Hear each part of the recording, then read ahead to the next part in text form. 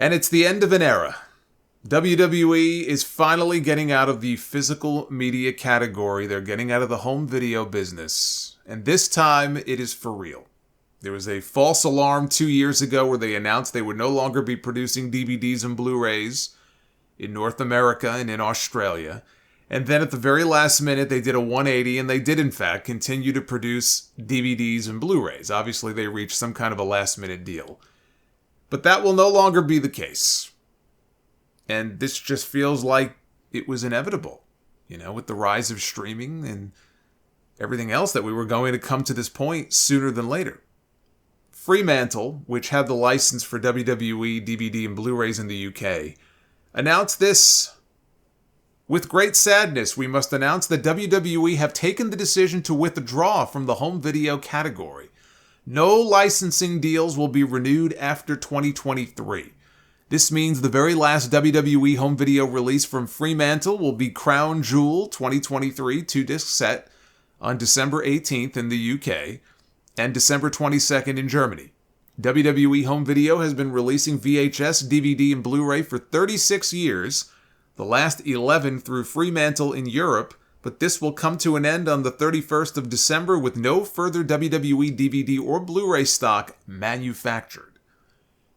And House of Wrestling got a statement from a higher-up source in WWE who said, "The home video business has long been in decline and it will no longer be a place where the company dedicates time and resources."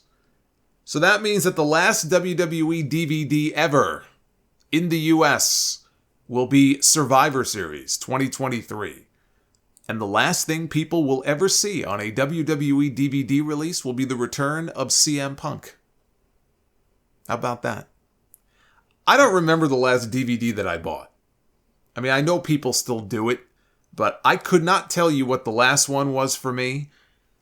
Actually, it may have been the No Holds Barred movie. They finally released the No Holds Barred movie on DVD, and I did snatch that up.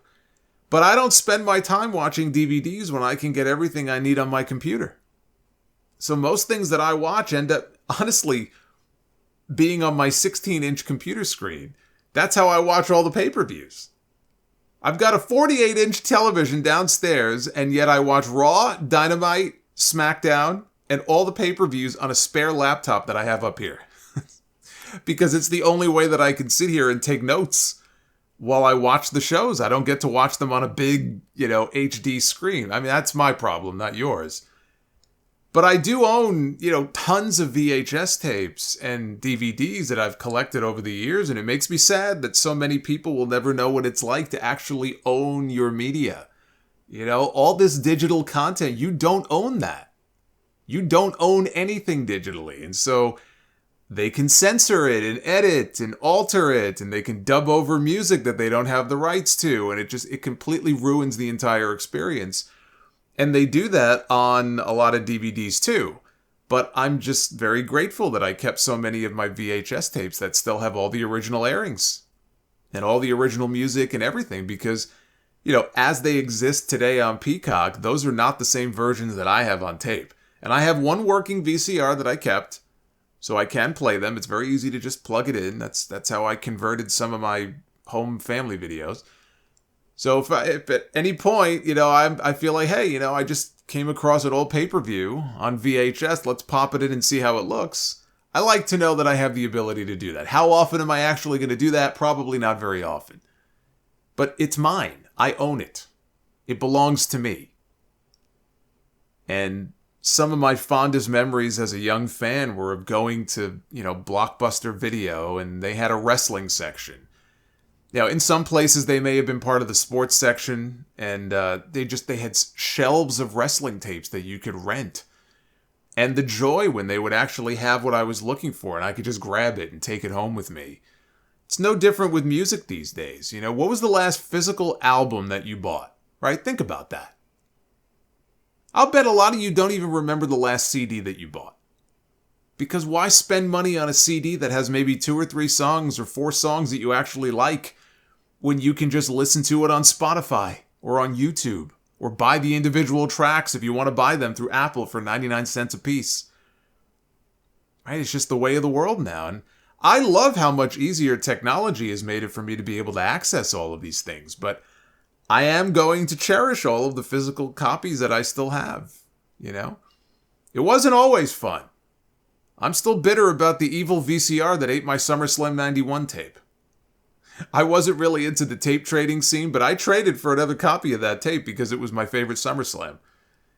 I still have a lot of the old Coliseum videos, including the first 4 WrestleManias. They came in these oversized, kind of like glossy boxes, like these cassette boxes that you would open up. The WrestleMania 4 one, that's different. The WrestleMania 4 one, it's a double box. It's a box, but it's a double tape. And when you open it up, a giant Hulk Hogan head pops out at you. I mean, you know, you can't find stuff like that anymore. You got to go on eBay for that, and God knows what they're charging for it. But this is what I grew up on.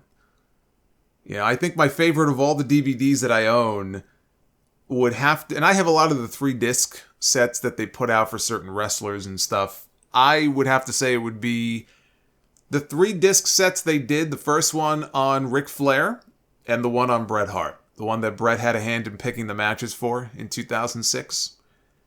I would say those are probably my 2 favorites. But, you know, time goes on. Things evolve, and this is what happens.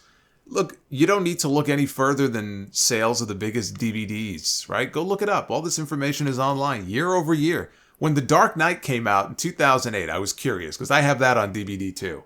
One of my favorite movies.